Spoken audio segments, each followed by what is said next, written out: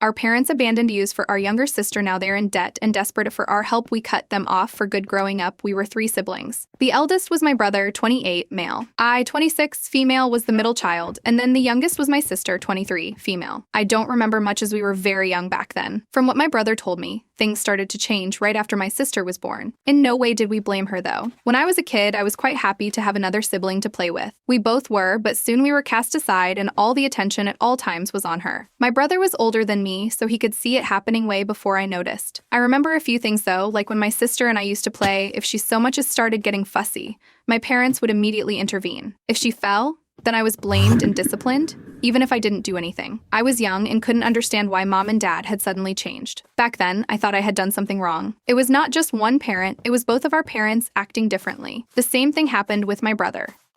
If he was watching her and she started crying, then he was punished. The punishments for both of us started getting harsher, so we kept away from her. Our parents didn't mind. It was like we weren't even on their mind, like we were an obstacle. My brother had started taking care of me, so if I was hurt or sick, he would look after me. He basically became my parent, and I was very attached to him. I longed for comfort and warmth. My parents didn't give me any of that. Even as she grew up, she started blaming me and my brother for things she would do. If we tried explaining it to our parents, then we both got punished. This continued until one day I snapped and hit her. I was around 10 years old. You should have heard her wailing. It was as if she had lost a limb. I had barely hit her. It was a pat on the back. I was angry. I didn't know why she acted like that. I was going to get punished anyway, so I actually hit her. We had a cat fight, pulling on each other's hair and tugging at each other's clothes until my father came home and separated us. He was at the neighbor's house. He asked what happened, but it was obvious to me that she was his precious. He looked at her so concerned, and he looked at me angrily, so I just ran up and locked the room. While running up, I screamed at him, telling him that he wouldn't believe me anyway. I was punished, and they made me do all the house chores too. The next day, I was sick. I was extremely tired and angry. Being sick made me feel worn out. My brother came home from his friend's place. They hadn't even noticed he was gone. When he came to check on me, he was worried sick. He cared about me more than my own parents did. He picked me up as I was crying from the high fever. He called our parents, but they just told him to give me medicine from the cabinet. He had already done that. He wet a cloth and put it on my head, trying to get my fever down. He was there with me for the next 2 days, taking care of me. Our parents didn't even check up on us. Their youngest was fussing again, telling them her body hurt, so they took her out. The same thing continued until I was 13 years old. My brother and I kept out of her way as much as we could. It was better for us not to stay at the house because the punishments were getting rough.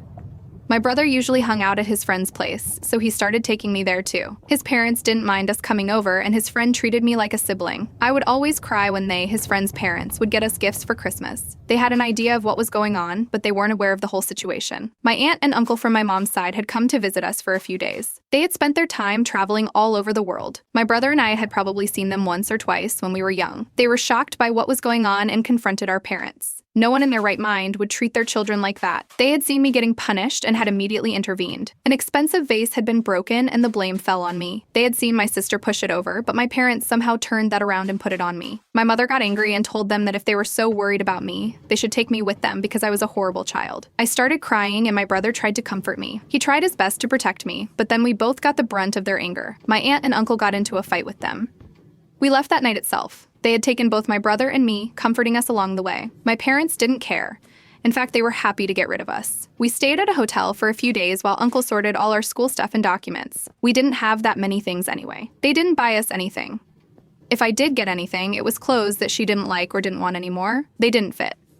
I mostly wore loose clothes. My aunt and uncle lived in another state, so we were leaving everything behind here. Before leaving, we said goodbye to my brother's friend's family. His mother got a little teary, but they were happy for us. Once we got to our new house, we were genuinely surprised by how big it was. It was beautiful, but when we entered, we didn't touch anything. It took us time to get comfortable there, but we were safe. We didn't have to watch our backs anymore. Aunt and uncle made sure to get full legal rights from our parents. It wasn't much of a struggle. Parents agreed happily. Me and my brother had been enrolled in a new school. They had taken us shopping. We got our own rooms, but I still slept with my brother in the beginning. We had gotten a fresh start. Aunt and uncle saw how scared we were, and they had a talk with us and decided to put us in therapy. It honestly helped a lot. 2 years passed, and it was their wedding anniversary. We asked them if we could call them Mom and Dad, and they were so happy. Dad even cried a bit.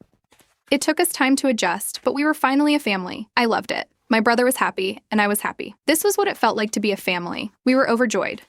The rest of our family had been made aware of the situation too. Slowly by slowly, everybody had cut them off. I don't think they even noticed. They were too busy pampering their golden child. Time passed, and we had no contact for years. My brother had gone to university and graduated. I went to the same university as him and graduated after. Our parents, aunt and uncle, had paid for everything, and we both had been granted a scholarship, too. We both landed good positions and side by side started a small business with our uncle and aunt. I'm going to call them uncle and aunt here for context purposes. We had fun with our small business, but slowly it had become huge. We thought it would be a good time to spread out. Eventually, we decided to sell it. Aunt and uncle were already loaded, so they didn't need the money, so they gave it to us, but we refused. Eventually, they invested it and kept us as nominees. A year later, we all decided to travel as a family. It was something my aunt and uncle loved doing, and we took quite a few trips growing up with them. We were grateful that they had found us and took us in without hesitation. While traveling, we obviously posted pictures of us. I was around 25 years old then. It was fun. The rest of our family was happy for us. Our birth parents seem like a bad memory now. We had no contact with them, and they had no way of contacting us. While we were traveling, one of our family members contacted my aunt, making her aware that my birth parents had gone into debt, and it was bad. They told us that they were contacting different family members, trying to get them to pay it off for them with promises that they would pay it back. Birth parents hadn't contacted them in years, and now all of a sudden they're in trouble and desperately begging for help. Nobody was willing to help them. That debt was infinite. It turns out their little princess had them taking loans left and right to keep up her lifestyle. They knew what they were getting into, but kept taking loans. My aunt was told that they were trying to contact our family for money. It looks like they had seen our pictures on social media and sent us message requests. Me and my brother weren't even aware of it and could care less about them. What were they hoping for? That we would help them after how they treated us? Somehow, they managed to get my contact number. They called me, and I didn't think much of it. It was an unknown number, but I answered it thinking it could be someone's new number. I was chilling with my family when I received the call. We were still traveling. Once I answered it, I heard a frantic voice on the other side saying, "She picked up, she picked up." I didn't recognize the voice, so I asked who it was. She told me, "I'm your mother." Honestly, I was confused for a second. I looked behind me and there was my mother, aunt, sitting there. I questioned, "Mom?" And I could hear her frantic voice saying yes multiple times. My mother, aunt, looked up with questioning eyes, asking who was on the phone. I then realized and immediately hung up and blocked the number. I told my aunt, uncle, and brother what had happened, and they seemed worried. They didn't want them to harass me, so they suggested that I get a new number once we got back. I agreed. Soon, I started getting calls from different unknown numbers. It was getting frustrating. I knew it was them. I told my aunt and uncle that I was going to pick it up, put it on speaker, and tell them no for the money once and for all. They were hesitant, but decided that it was better to get rid of them. I got a call again and answered. I put it on speaker. It was both of them and their child. I asked them why they were spamming me and told them to stop it. At first, they apologized, saying they missed me and wanted to meet me. They were proud that I had become rich. I didn't buy any of it and told them to get to the point. They asked if I could loan them some money and if my brother could too. I said no. They tried to convince me, but I told them not to contact me again. My family wasn't going to help them. I told them to ask their golden child for money, and they got pissed off. They were trying to act nice, but they obviously couldn't hold it together for long.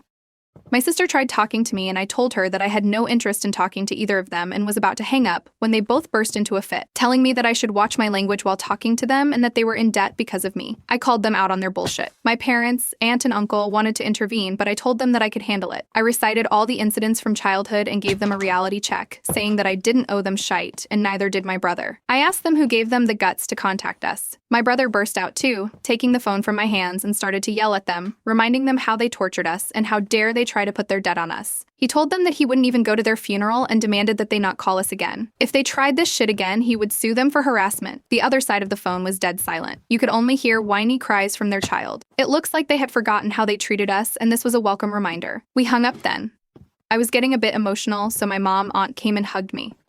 They had agitated me, but it felt good to show them they didn't have the upper hand on us anymore. I hugged my brother and father, uncle, and then we decided to all go out and have some well-needed fun after all this drama and stress. Update 1. Thank you so much, guys, for the support. My family appreciates it so much. It has been a few months now, and they haven't tried to contact us again. It looks like my brother's threat of suing them scared them away. They can't afford it anyway.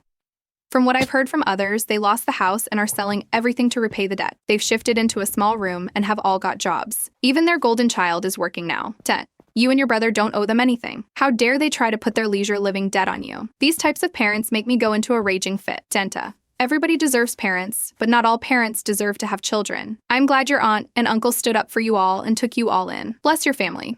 Birth parents should have had child services called on them long ago. I'm not sure if it would have been a good option, but I'm glad you all got adopted by your second parents. Next story. My daughter, 13, female, is leaving for school for the summer soon. She's been going on about getting Snapchat for a couple of weeks now, and I've consistently said no. Last month, she tried to make a secret account behind my back and lost her phone up until recently. She's been getting increasingly desperate, telling me I'm ruining her summer. Her friends only communicate through Snapchat groups, and she's being left out of all their summer plans because she isn't in the group. I simply told her if they weren't willing to communicate in other means, they weren't true friends, and she can do better. She'll be in some clubs over the summer, so she can make new friends. These ones obviously aren't willing to adapt for her. She hates me, obviously, and has been down in the dumps. My ex has contacted me recently and told me to lighten up, but I told her our daughter has already proven she can't be trusted by going behind my back in the first place. No one seems to be on my side, and I'm half tempted to just give in. People chastise you for allowing your teen on social media and then call you abusive when you don't allow it. You can't win. Eta? I do know her friends mean a lot to her. Yay? Slightly.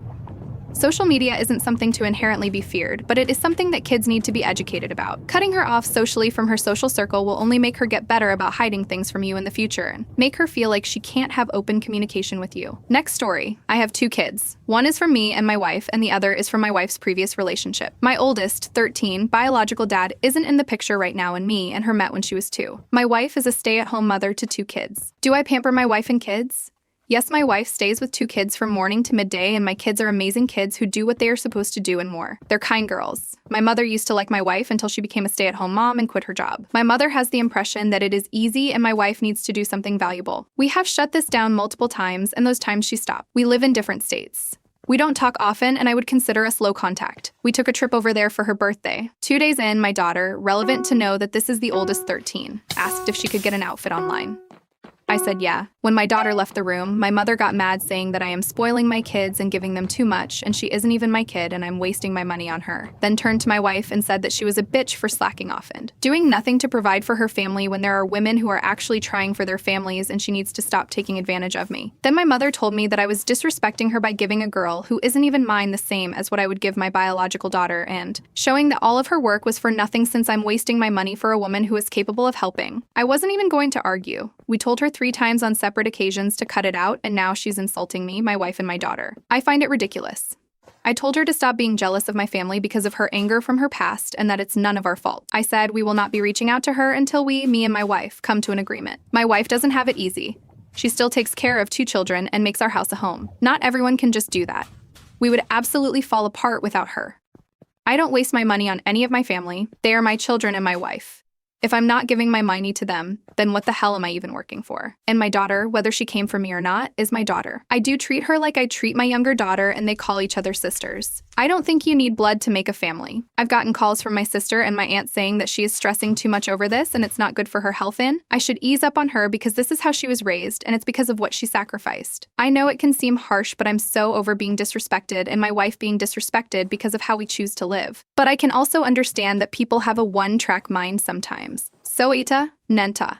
Not even remotely, and I commend you for standing up for your oldest daughter. Your mother is selfish and entitled, thinking that your wife has to do anything. You two have a good relationship, and the way your marriage works and how your jobs work seems really effective and something you're happy with. She's your wife. Of course you want to pamper her, and absolutely your daughter asking for an outfit isn't something that's out of line, and even if it was, it isn't her place to decide. Thanks for being a great dad. OP. Wow.